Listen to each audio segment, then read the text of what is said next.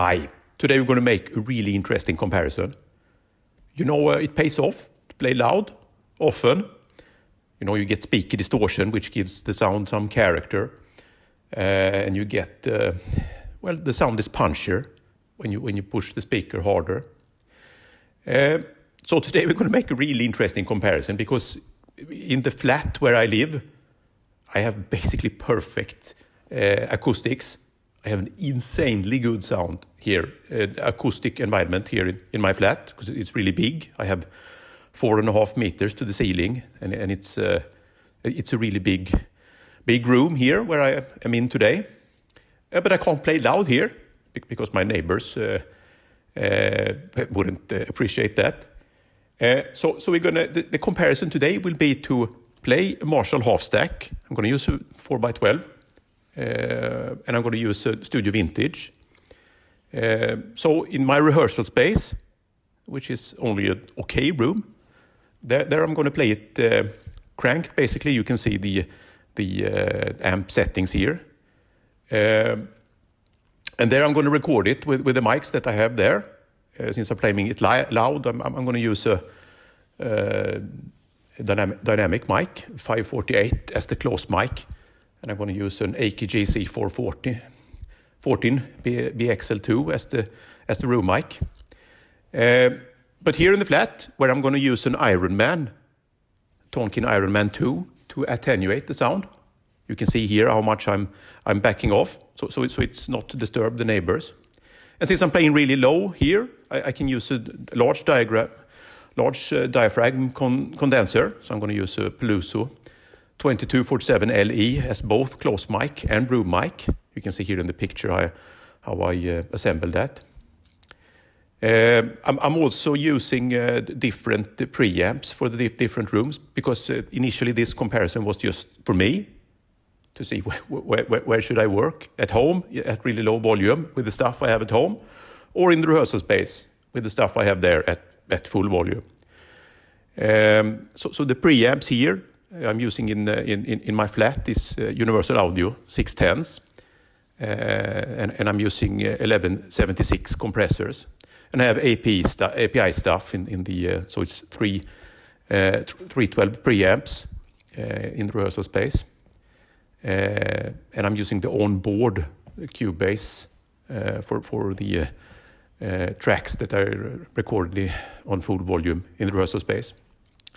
So this may be a bit messy, my representation of this. So I will have both settings listed at all times, so you can see how they differ. So in this video we're going to listen to these two recording arrangements, both with room mic and close mic, and then I'm going to separate the room mic and the close mic so you can listen to it for both setups as well. So after the video, I'm going to make some short comments on this, but I suggest that for the next video, we look at how can we post-process this to make them more similar. Is there EQ matching we can use, effects and so on? And would that change which one that is the most attractive? All right, let me know what you think in the comments. Cheers.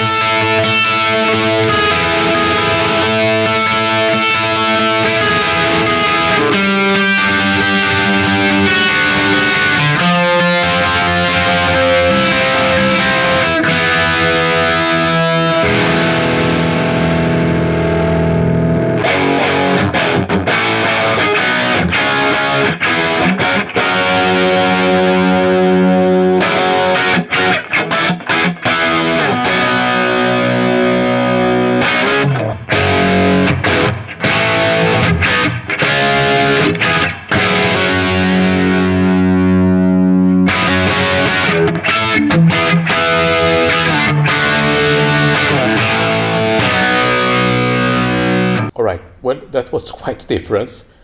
I really preferred the tones in the flat, and you could hear when I isolated the close mic that I think the closed mic was punchy enough here, and I think it was a whole lot more isolated.